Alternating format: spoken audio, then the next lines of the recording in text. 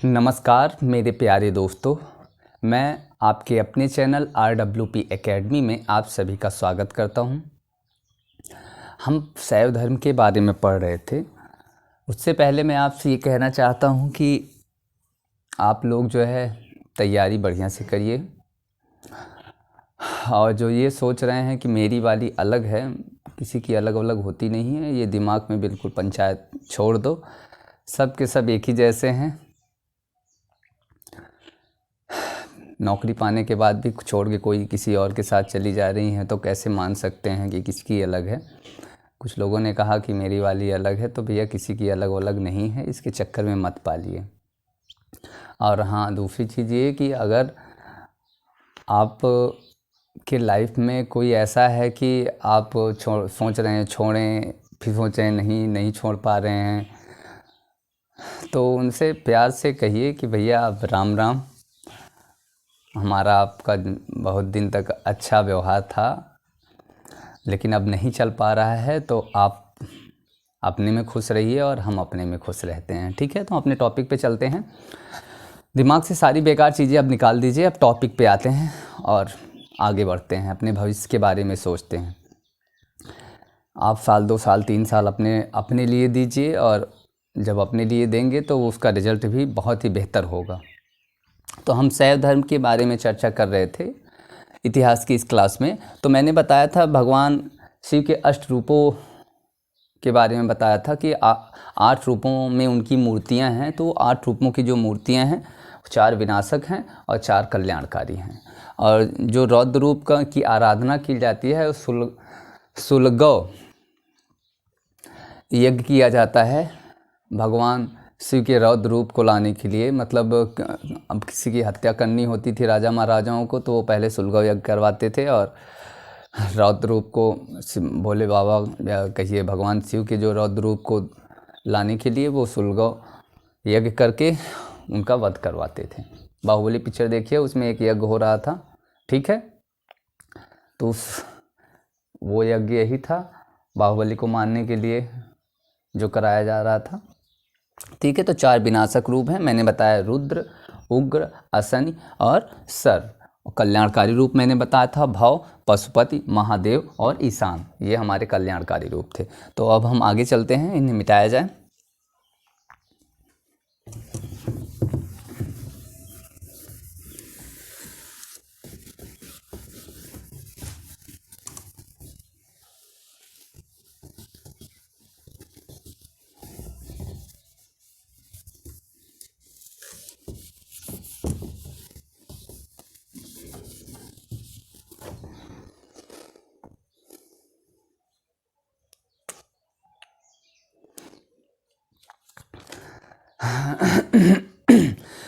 तो दक्षिण भारत में कुछ 3 तरह की मूर्तियां पाई गई हैं। तो उन 3 तरह की मूर्तियों के बारे में हम आपको बताते हैं। नंबर 1,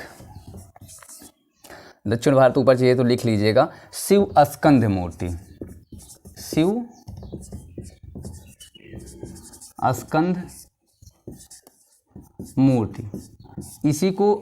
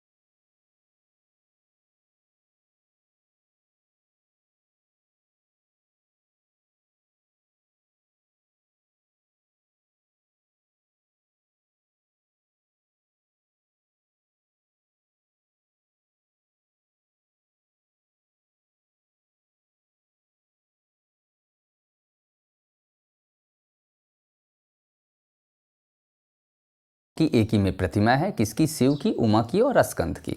ठीक है, ये होता है शिव स्कंद मूर्ति, या फिर उसी को हम कहते हैं सोम स्कंद प्रतिमा या सोम स्कंद मूर्ति। ठीक है। दूसरा, ये दक्षिण भारत का मैं बता रहा हूँ, ऊपर हेडिंग में दक्षिण भारत लिख लीजिएगा। दूसरा लिख लीजिएगा आनंद तांडव प्रतिमा।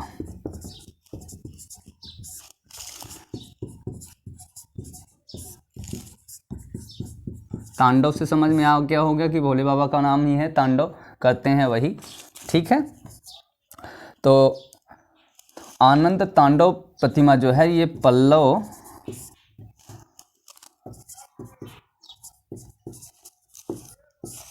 शासकों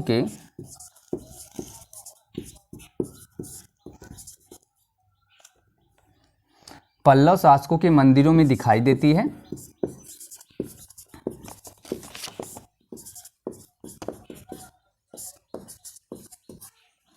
ठीक है, ये आनंद तांडव, ये दक्षिण भारत की ये भी मूर्ति है। ठीक है, ये कहाँ पे दिखाई देती है? वो क्वेश्चन जैसे पूछेगा, इतना बड़ा नहीं पूछेगा, वो पूछेगा आनंद तांडव प्रतिमा दक्षिण भारत में कौन से शासकों में दिखाई देती है, या किसके शासन काल में बनी दिखाई देती है? तो वो पल्लव शासकों में बनी हुई दिखाई देती है, या पल्लव शासकों द्वारा बनवाई गई है आनंद तांडव मूर्ति। ठीक है। तीसरा लिख लीजिए दक्षिण मूर्ति। मैंने आगे भी बताया दक्षिण मूर्ति के बारे में। दक्षिण मूर्ति भी क्या है? शिव के ही एक अवतार है दक्षिण। तो लिख लीजिए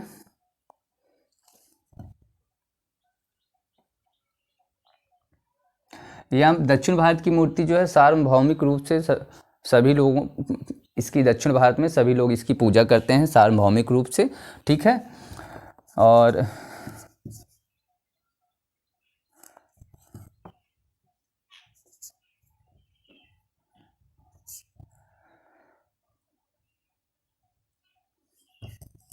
चोल वंश, हाँ चोल वंश के दो लिख लो थोड़ा सा इसमें। चोल वंश के दो मंदिर बहुत फेमस हैं इसके लिए।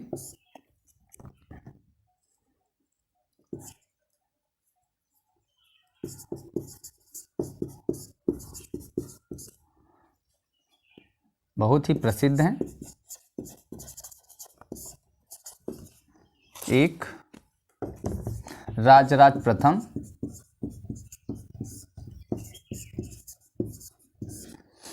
का बृहदेश्वर मंदिर,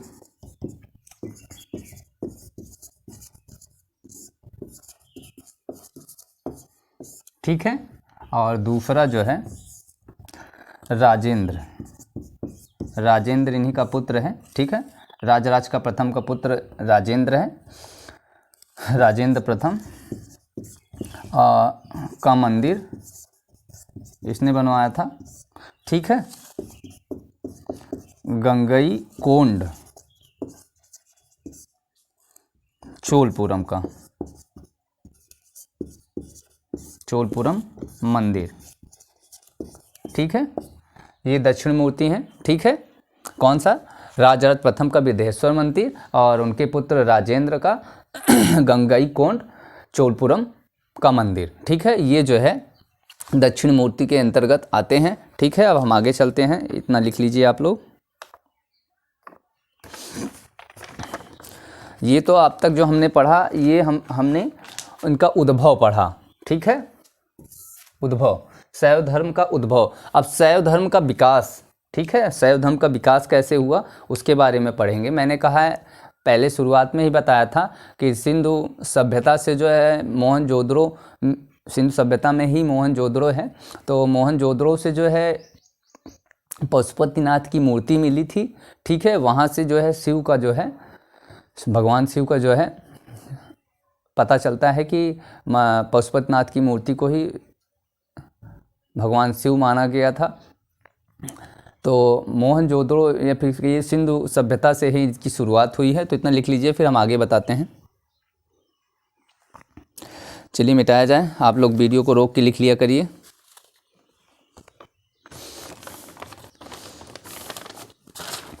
कहाँ गया मिटाने वाला?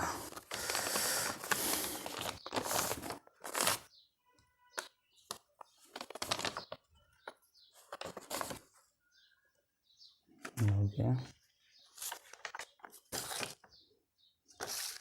अच्छा, एक मंदिर और बतानी थी, कल्याण सुंदर प्रतिमा। हाँ, एक मंदिर और लिख लीजिए इसी में, अभी एक मंदिर शायद छूट जाता, अच्छा हुआ कि एक और प्रतिमा के बारे में जानकारी ले लीजिएगा। चौथा लिख लीजिएगा इसी में, कल्याण सुंदर प्रतिमा। ठीक है, कल्याण सुंदर प्रतिमा के बारे में, ये एलोरा जो है, एलोरा का कैलाश मंदिर,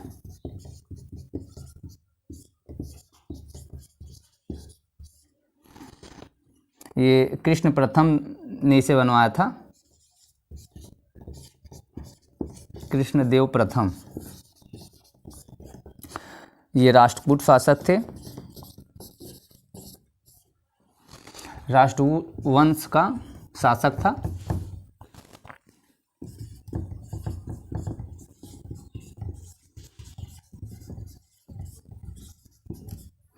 इसके लिपियों में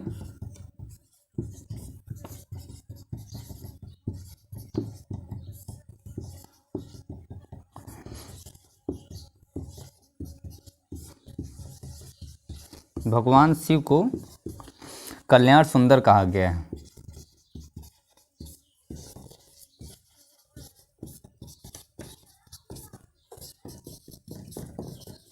ठीक है, एलोरा का जो कैलाश मंदिर है वो कृष्णदेव प्रथम ने बनवाया था, जो राष्ट्रकूट शासक था एक।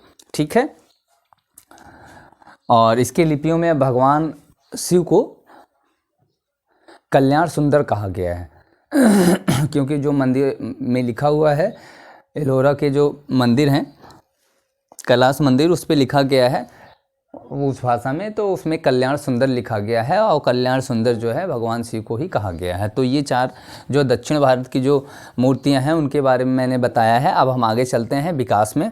ठीक है, आप लोग रोक के वीडियो को लिख लीजिएगा, हेडिंग डालते हैं शैव धर्म का विकास, इसे रोक के लिख लीजिएगा।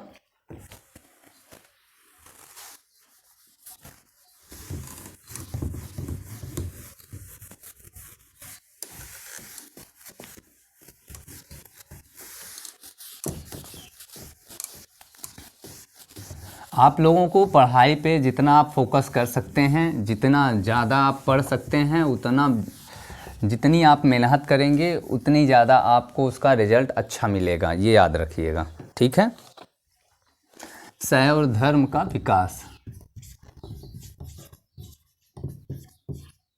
ठीक है, शैव धर्म का विकास मैंने शुरुआत बताया था कि इसका उद्भव कहाँ से हुआ है, तो हेडिंग डालते हैं थोड़ा सा। श्वेताश्वर उपनिषद के बारे में मैंने बताया था।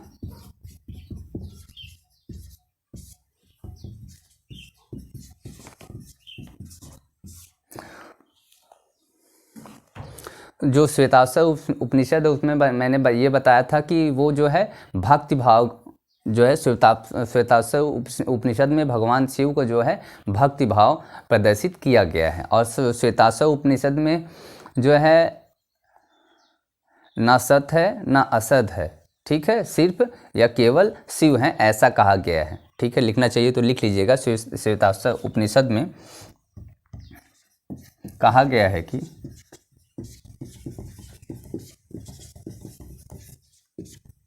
कि ना सत है ना असत है, केवल शिव है, केवल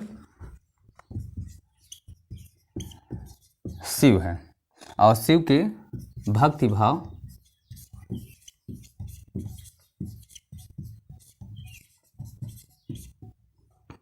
पर प्रकाश डाला गया है।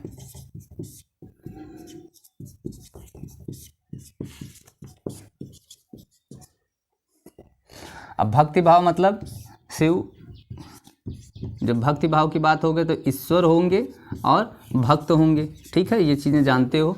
जब भक्ति भाव की बात की जाए तो एक भक्ति होंगे, एक भाव जो जिन पे हम व्यक्त करेंगे, तो एक ईश्वर होंगे। ठीक है, तो ये शुरुआत अगर हम कहें इसका विकास कहाँ से हुआ है, तो श्वेताश्वर उपनिषद से इसका प्रारंभ जो है माना गया है कि आस्था जो है श्वेताश्व उपनिषद से ही इसमें चालू हुई थी। ठीक है।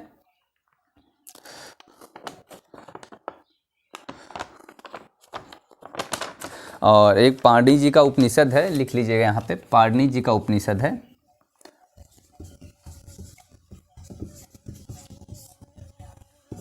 का ग्रंथ कहिए, ग्रंथ ठीक रहेगा। अष्टाध्यायी, अष्टाध्यायी जो एक व्याकरण ग्रंथ है, जान रहे होगे। ये जो है पाणिनि जी भगवान शिव के परम भक्त थे। ठीक है, लिख लीजिएगा। इसे भी कहा जाता है कि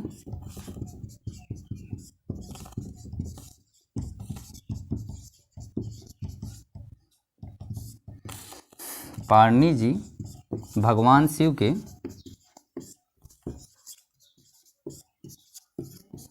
परम भक्त थे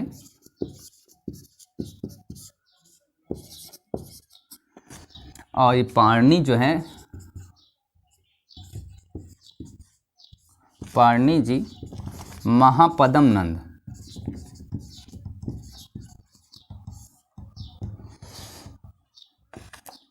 जो महापदम नंद कौन है? नंद वंश का शासक है। ठीक है, महापदम नंद नंद वंश का शासक, कि ये दरबारी कवि हैं। कौन कवि? कौन है? पाणिनि जी। ठीक है, और ये तक्षशिला महाविद्यालय के जो हैं विद्वान भी रह चुके हैं। लिखना चाहिए तो लिख लीजिए। यह तक्षशिला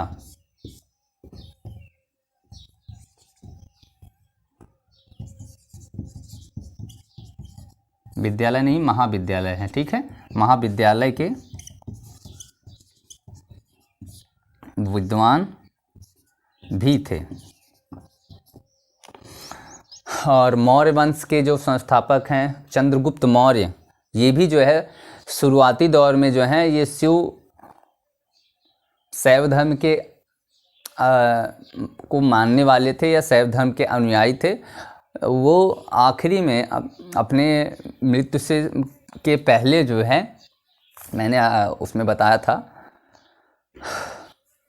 अगले जैन धर्म में मैंने बताया था कि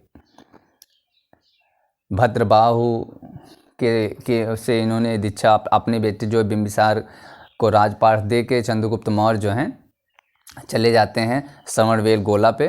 ठीक है, किसके साथ? भद्रबाहु जी के साथ, या भद्रबाहु मुनि के साथ। जाने के बाद वहाँ पे उन्होंने खाना पीना छोड़ देते हैं, और खाना पीना छोड़ के जो है उसी को कहते हैं संलेखना पद्धति, जिससे उन्होंने अपने प्राण को त्याग दिया था। ठीक है, खाना पीना छोड़ देने के बाद आदमी जब मरता है तो उसी को कहते हैं संलेखना पद्धति। जो हमारा जो है इस टाइम का जो न्यायालय है इस पे बैन किया है कि कोई संलेखना पद्धति, किसी की मृत्यु नहीं होनी चाहिए। अगर मरता है तो उसके ऊपर एक्शन लिया जाएगा, या कोई खाना पीना बंद करता है तो उसके ऊपर एक्शन लिया जाएगा। ठीक है, तो इतना लिख लीजिए, फिर बताते हैं आगे चंद्रगुप्त मौर्य के बारे में। ठीक है, मिटाते हैं, ऊपर चलते हैं। चंद्रगुप्त मौर्य लिख लीजिएगा, मौर्य वंश का संस्थापक। थोड़ा थोड़ा लिखते रहिए और रोक जो है वीडियो को लिख लिया करिए। ठीक है, क्योंकि टाइम कम रहता है, 1 ही घंटे में बताना होता है। मौर्य वंश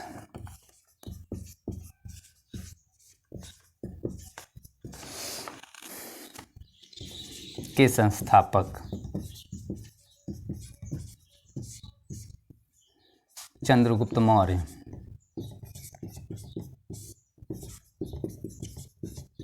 ठीक है, कहा जाता है कि चंद्रगुप्त मौर्य जो है प्रारंभ में शैव धर्म के अनुयायी थे। प्रारंभ में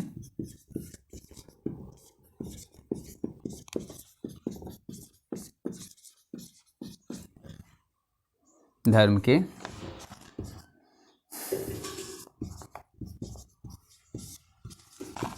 अनुयायी थे। ठीक है,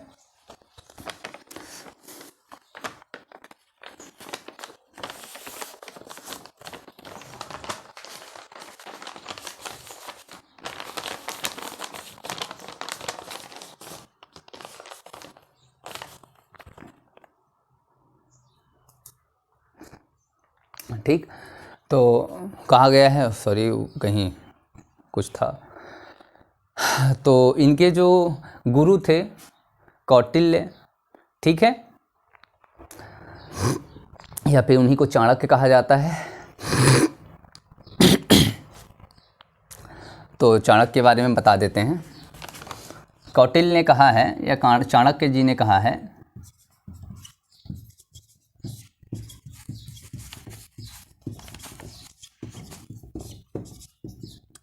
कि चाणक्य जी ने, इनकी एक किताब थी अर्थशास्त्र, ठीक है। अर्थशास्त्र में कहा है, दो बार कहा है, कहाँ हो गया क्या,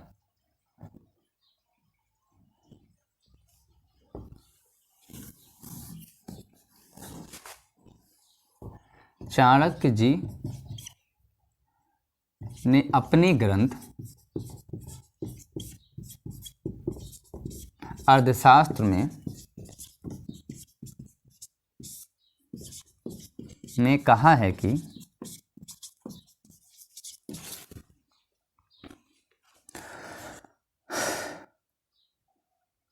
शिव के कई रूपों के, अर्थशास्त्र में शिव के कई रूपों की चर्चा की है, ने शिव के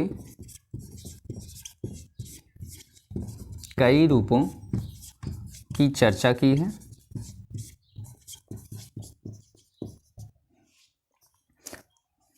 उन्होंने कहा है कि, उन्होंने, अर्थशास्त्र लिखना चाहिए तो लिख लीजिए यहाँ पे भी, अर्थशास्त्र में लिखा है कि पाटलिपुत्र नगर के मध्य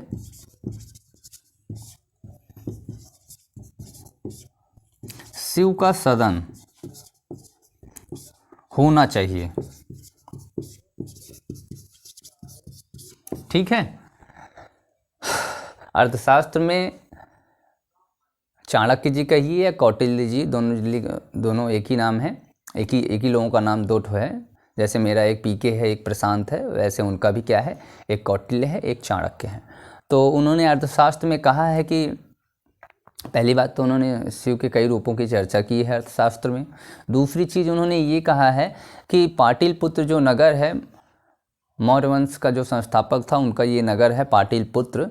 ठीक है, तो पाटलिपुत्र में शिव का सदन होना चाहिए, सदन मीन्स भवन होना चाहिए। तो इससे ये पता चलता है कि मौर्य काल से या मौर्य वंश से ही ये शुरुआत जो है हो गई थी कि भगवान का एक मंदिर होना चाहिए, एक घर होना चाहिए। ठीक है, मंदिर होना चाहिए या फिर उनका एक घर होना चाहिए।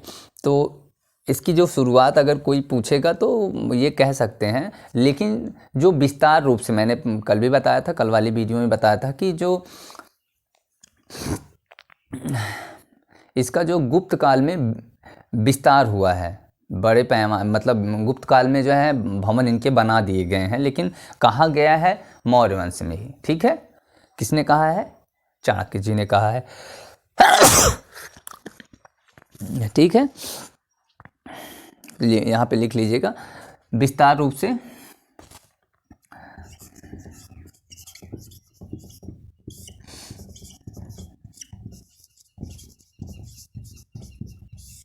मंदिरों का विकसित स्वरूप गुप्त काल में दिखाई देता है।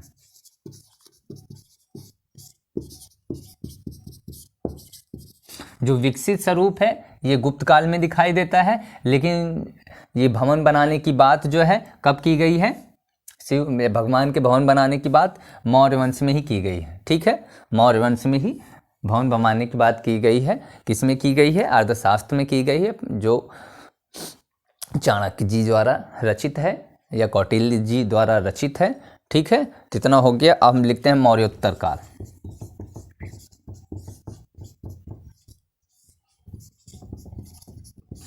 मौर्योत्तर काल का जो पहला शासक लिख लीजिएगा कुषाण, कुषाण वंश। और कुषाण वंश का जो शासक था वो था विमगडविसेज,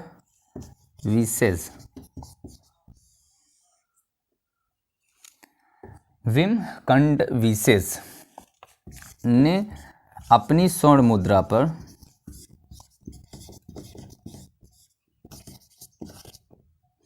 पहली बात तो ये कुषाण वंश का शासक था विमगडन, इसी ने पहली बार स्वर्ण मुद्रा का प्रचलन किया।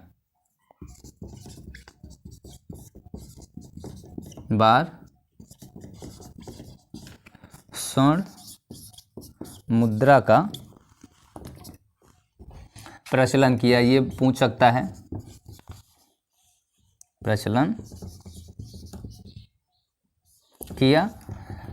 ठीक है, इसने अपनी मुद्रा पर, अपनी स्वर्ण मतलब जो स्वर्ण की मुद्रा था, अपनी मुद्रा पर शिव, ठीक है, शिव का त्रिशूल, शिव जी का जो अस्त्र है त्रिशूल है, और एक नंदी का